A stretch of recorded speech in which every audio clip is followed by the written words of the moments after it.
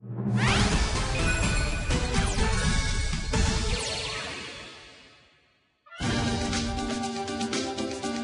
박근혜 전 대통령과 최순실 씨에 대한 재판 이번 주에는요 3번 이어집니다. 월, 화, 목요일 3번 이어지는데 일정이 굉장히 빡빡하게 진행이 되는군요. 네, 그렇습니다. 앞으로 계속해서 3번 내지 4번 정도가 될 거고요. 네. 이렇게 될 겁니다. 보통 그중에 하루 정도는 다른 재판에서 있었던 재판의 결과물을 서류 조사를 하고 네. 이틀 정도나 3일 정도는 증인신문을 할 텐데 네. 오늘 이제 삼성과 제일모직의 합병 대가로 삼성이 지원을 받았다는 부분에 대해서 주진영 전 한화투자증권 대표의 증언이 있었고요. 네. 내일도 그 정유라 씨가 역시 지원받은 경우에 관해서 마사의 직원들 위주로 해서 증인신문이 좀 있을 것으로 보입니다. 네. 그다음에 목요일 6월 1일에는 삼성이 결국 뇌물을 줬던 것에 그 합병 과정을 문영표 전 보건복지부 장관이 도와줬다라는 혐의를 받고 있기 때문에 네. 문영표 보건복지부 장관에 대해서 이미 재판이 있었지 않습니까? 네. 그 재판에서 나왔던 얘기들에 나오는 서류들을 중심으로 해서 네. 증거조사를 할 겁니다. 자, 주진영 전 대표가 이 증인으로 채택된 이유 네. 뭐였죠?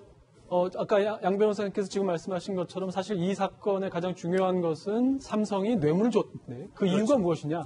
바로 이제 이 지금 구속 수감 중인 이재용 부회장의 경영권 승계 그것을 위해서 삼성물산과 제일모직의 합병이 필요했고 네. 그것을 위해서는 청와대가 국민연금공단 큰 주주였던 국민연금공단의 승인이 찬성이 필요했고 네. 그래서 그런 구조로 이 뇌물 사건이 이어진다. 네. 그래서 그것을 증언하기 위해서는 사실 당시에 2015년 당시 삼성물산과 제일모직이 합병했을 때 국내 유수의 증권회사들이 모두 다 찬성을 했지만 거의 다 찬성을 했지만 하나투자증권의 사장이었던 주진영 지금 오늘 증인으로 나온 주진영 당시 사장만은 반대하는 보고서를 썼기 때문에 네. 오늘 증인으로 불러서 이 사건이 삼성물산과 제일모직의 합병이라는 것이 결국은 뇌물 사건의 발단이다. 이런 네. 것을 입증하기 위해서 오늘 불렀던 것입니다. 네. 자, 이 삼성물산과 제일모직의 합병을 반대를 했다가 불이익을 받았던 사람, 청문회 때 그 사람이었습니다. 당시 대화 내용 들어보시죠. 삼성물산 제일모직 합병 당시 국내 증권사 중 유일하게 왜 반대하셨습니까? 과대평가된 제일모직과 과소평가된 삼성물산을 시행령 핑계대면서 합병한다는 것이 너무 기가 막혔는데 모든 사람들이 다들 눈을 감거나 아니면 입을 닫거나 아니면 찬동하는 것을 보고 좀 기분이 안 좋았습니다. 보고서를 쓰지 말라고 하나 내부에서도 압력이 있었다고 들었습니다. 어떤 압력이었습니까? 하나그룹의 경영기획실장인 금춘수 사장이 하나그룹과 삼성은 사이도 좋고 앞으로 딜도 많고 그러기 때문에 부정적인 보고서는 쓰지 말아라 얘기를 해서 제가 그렇게는 못하겠습니다. 약속 못 드립니다. 근데 얘기를 했고 보고 나갔습니다. 1차 보고서. 그 물러나라고 하는 이유는 무엇이었습니까? 주 사장이 물러나야 될 거다. 그래서 제가 먼저 사임할 일은 없으니 만약에 물러나게 하고 싶으면 법적인 절차대로 하십시오. 그렇게 얘기를 했습니다. 왜 한화에서는 이렇게 그 일에 대해서 예민하게 반응을 했을까요? 하나그룹에서는 우리나라 재벌들이 다 그렇지만 중에 이제 조직 폭력배들이 운영하는 방식과 똑같아서 한마디 말을 거역하면은 그거를 확실하게 응징을 해야 다른 사람들이 말을 따라간다고 생각하는 그런 논리가 있을 거라고 생각을 합니다. 자, 주진영 전 대표 굉장히 거침없는 발언으로 인상적이었는데 오늘 재판에 증인으로 출석해서도 발언이 거침없이 쏟아졌다고요? 어떤 내용이었습니까? 그렇습니다. 주진영 전 대표가 이제 그 특검에 가서 진술한 내용을 검찰에서 이제 읽었습니다. 그러니까 삼성물산과 제일모직 합병을 국민연금이 찬성했으면 좋겠다고 1월 1일에 박근혜 전 대통령이 당시에 그 기자간담회에서 얘기를 했는데 그거를 두고 정신 나간 주장이라고 진술했는데 맞느냐? 그랬더니 맞다. 그렇게 진술한 게 맞다. 문제가 많은 발언이라고 생각을 한다. 이렇게 오늘 대답을 했고요. 그런데 이제 그 최순실 씨의 변호인인 이경재 변호사가 이제 반박을 한 거죠. 평소 당신이 그렇게 다른 의견을 들으면 정신 나간 주장이라는 표현을 쓰는 거 아니냐. 그랬더니 자주 쓰지 않는다. 단호하게 이제 잘랐고요.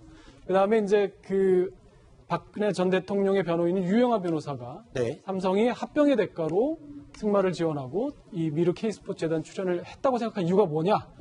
그랬더니 이유 없이 삼성이 그렇게 최순실에게 박근혜 대통령과 박근혜 전 대통령이라고 하지도 않고 피고 박근혜 씨라고 불렀어요. 그렇게 거액의 돈을 사실상 뇌물로 준 거는 주진영 전 대표가 사실 삼성전자에서 시작을 해서 삼성증권 그리고 그 삼성그룹의 여러 회사를 거치면서 일을 했기 때문에 자신이 경험한 바로는 상당히 유례 없는 일이었다. 굉장히 삼성에서는 있을 수 없는 그런 식으로 이제 그렇게 자기가 경험으로는 그렇게 했다고 주장을 한 거죠. 네.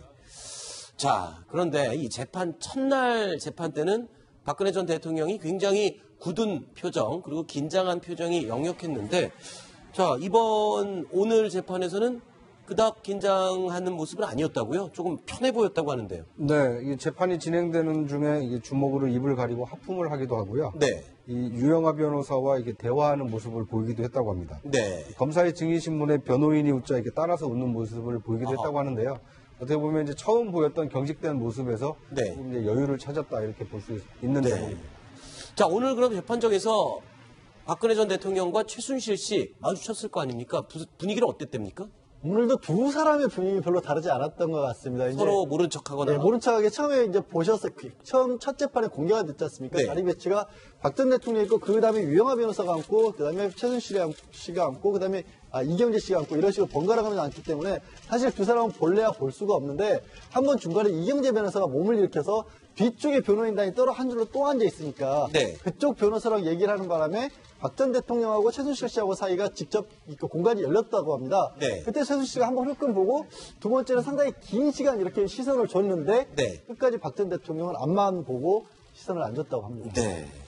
자, 이런 가운데 지금 항소를 포기해서 한국으로 송환될 예정인 정유라 씨.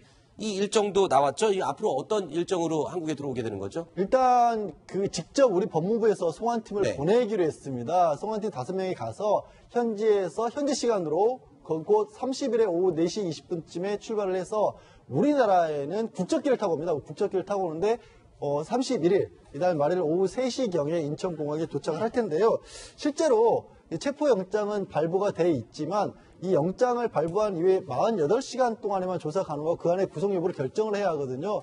그리고 이 비행기 안에 만약에 국적기를 탈 경우 국적기 안에서는 대한민국 영토나 마찬가지이기 때문에 영장을 집행할 수 있긴 하지만 네. 그때 미리 만약에 영장을 집행하면 그만큼 시간이 가는 거잖아요. 네. 또 제3국을 경유해야 되기 때문에 시간도 많이 걸리고 하기 때문에 아마도 한국에 도착해서 비행기에서 내리는 과정에서 내리기 전에 네. 체포영장 보여주고 집행하고 거기서 수갑을 채워서 네. 체포한 상태로 이렇게 그 수사에 들어갈 것으로 보입니다. 알겠습니다. 자, 8번째 소식까지 살펴봤고요. 다음 9위 소식은 어떤 내용인지 확인해 보겠습니다.